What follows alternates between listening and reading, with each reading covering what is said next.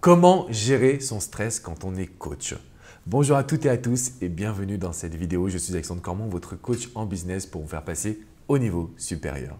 Et dans cette vidéo, j'aimerais vous parler de mon tout premier coaching parce que j'avais les chocottes les amis. J'étais là, je me disais oh là là, la veille j'ai mal dormi, comment ça va se passer? Qu'est-ce qui se passe si je n'ai pas la réponse à telle question? Que faire si la personne n'est pas contente? Donc, je me suis préparé le lendemain. J'étais bien en costume, cravate, c'était la canicule. J'étais complètement en train de suer et je suis parti faire ce premier coaching. Mais juste avant, j'avais réalisé une action que je voulais vous transmettre. C'est que j'avais planifié la session. Vraiment, je m'étais dit, voilà, il faut que ça dure 2 heures et 2 heures, c'est assez long. Donc, j'avais préparé des petits exercices, j'avais préparé des questions, j'avais préparé mon introduction, j'avais préparé une carte de visite pour être très professionnel. Et ce qui est assez fun, c'est que ça m'a beaucoup permis de réduire le stress. Donc, quand on est coach, thérapeute, psychologue, quand on a une activité qu'on doit gérer tout simplement son stress, je dirais que le premier conseil que je peux vous transmettre, c'est de bien vous organiser. C'est hyper important que vous soyez capable de cadrer les choses et que vous ayez toujours en fait une astuce pour tenir la durée et surtout pour toujours être professionnel. Ça, c'est le premier point. Le deuxième point, quand je suis arrivé en face de la personne, j'ai oublié que j'étais en coaching. J'ai oublié que j'étais en coaching parce que mon seul but, c'était de l'aider, de l'écouter et de lui apporter une écoute attentive. Parce qu'en réalité, on stresse, on se dit il faut que je lui passe la solution, mais le coaching, ce n'est pas vraiment ça. Le coaching, c'est faire ressortir et aider la personne à pouvoir trouver les bonnes réponses intérieures.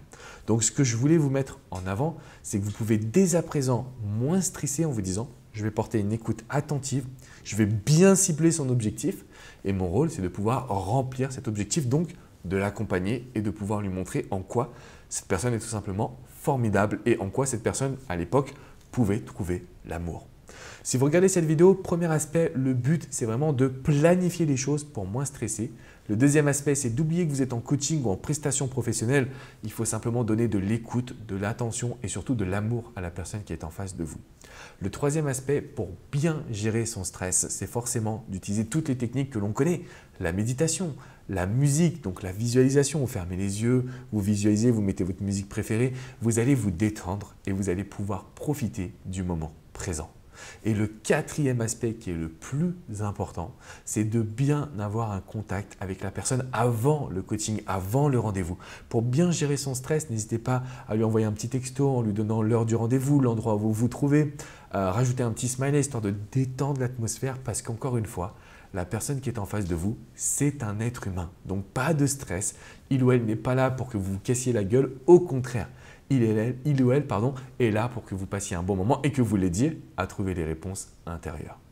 Pas de stress, c'est à vous de pouvoir gérer la situation. Vous êtes un ou une coach très performante et c'est le bon moment de le montrer. Si vous avez des questions, c'est dans les commentaires juste en dessous.